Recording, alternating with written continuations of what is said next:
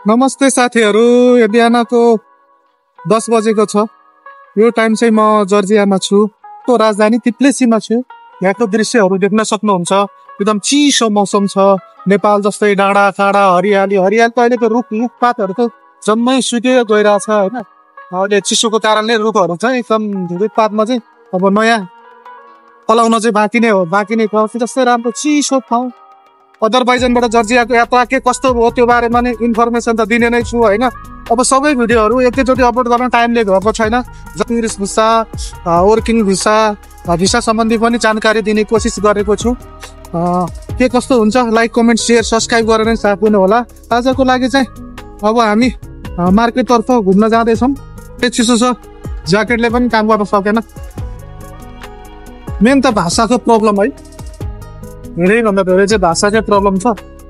साधारण इङ्ग्लिस पनि आउँदैन यताको मान्छेलाई। तर किनभने यहाँको मान्छेले सिक्नै नचाहने होला, आफ्नै ल्याङ्ग्वेजलाई चाहिँ अगाडि प्रमोट गराउने त्यो तरिका छ। हाम्रो चाहिँ के हुन्छ भने हामी चाहिँ जति भने इङ्ग्लिसै, नेपालका मान्छेहरू त हल्का फुल्का इङ्ग्लिस बोलेकै हुन्छन्। तर यहाँ त्यही हल्का फुल्का इङ्ग्लिसै बोल्दो रहेछन्।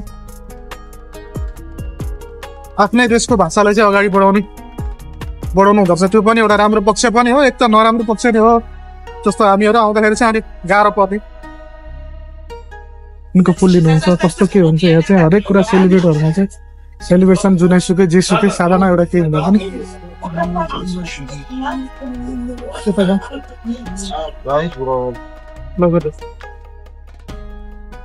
एकदम राम्रो चाहिँ एउटा जेमा पनि सेलिब्रेट गर्नको लागि चाहिँ ठुलै युज गरिँदो रहेछ। यता चाहिँ त्यो घाम पनि लागेको छैन, अहिले धेरै छ।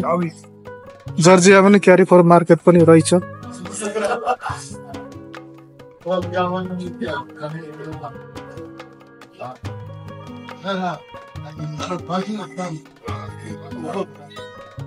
जर्जियामा चाहिँ सङ्गीत प्रेमी मान्छे धेरै हुनुहुन्छ।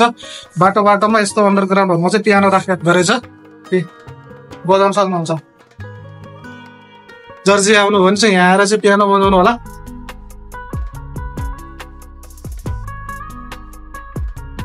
अब चाहिँ होटलतिर लाग्नु पर्यो। होटल चाहिँ किर्तिपुरको डाँडातिर जस्तो छ। किर्तिपुरको डाँडामा ठ्याक्कै हामी चढ्न लागेको छौँ। त्यस्तै फिल हुन्छ किर्तिपुर डाँडातिर। सेमै किर्तिपुर डाँडा उकालो चढे जस्तो सुहाँ फिल पनि भइदिन्छ उकालो चढेर।